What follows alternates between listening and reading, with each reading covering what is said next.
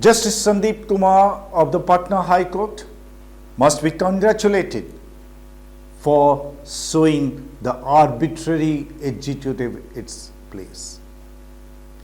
What did the police in Patna do? In the case of a land dispute, an affected party complained, and while the matter was in the court, the police went and demolished the opposite party's house.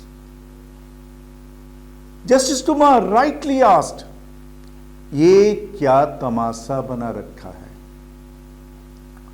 Who has given the powers to the police to take action on a matter, that to demolish a house by bulldozer when the same matter is sub judice?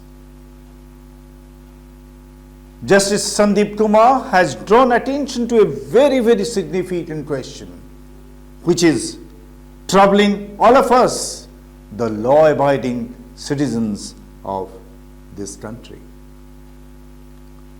How can police in Patna arrogate to itself the power to demolish a house?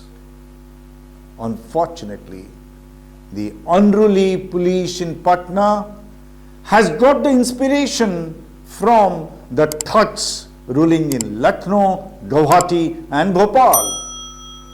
Rogue police in these states, as well as in Delhi, have been demolishing the houses, especially of a particular community, on one pretext or the other, at the behest of their political masters.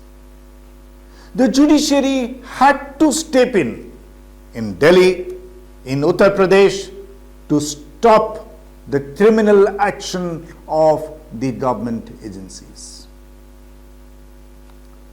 A bench of Guwahati High Court had last month warned the Assam police that it cannot, under the guise of investigation, demolish anyone's house without the judicial sanction.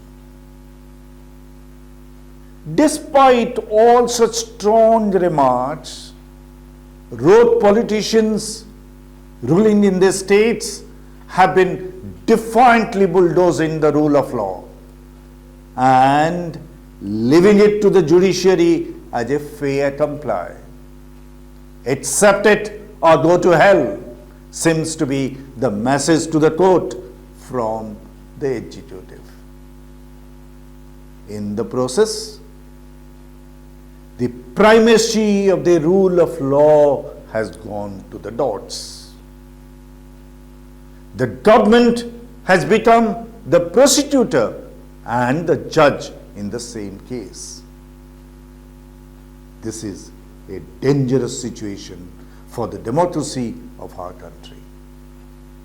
Will the judiciary succeed in reversing that process? That's a question on the lips of every law-abiding citizen of this country.